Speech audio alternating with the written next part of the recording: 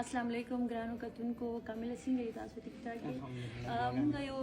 ډېر ټایم پس بلکې زما ټول کیریئر کې ما صوفیانه کلام او قوالی نه ریکارډ کړي نو دا زما پهلا صوفیانه کلام دی او ان شاء الله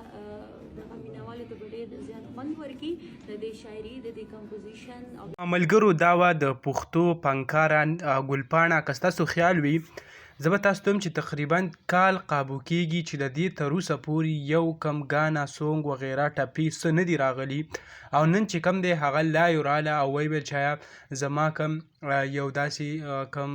غزل یا داسې قوالي ټایپ کم ګانه چې دا هغه را روانه ده او زه به تاسو سره هغه شیر کوم که تاسو وګورئ داسې چل شوی تقریبا د نن یو کال مخکې د دې د کوژدن باره کې څه قیسې چې آیا دا انګیجمنټ ډې وکړو داسې چل وکړو نو د هغې نه پس چې کم دی بیا خلکو ویل چې آیا د دې واده وشو او دې کم ګانې یا څه چې دي هغه یې هر څه پرېښوده نو بیا د دې هر څه چې کم دی هغه ورک و نه ګانه راتله هېڅ نه ویډیو پیغام سره راتله په ټیک ټاک که تاسو وګورئ د هغه سایډ نه به هم ویډیو نه اپلوډ کېدي او نن چې کم دی هغه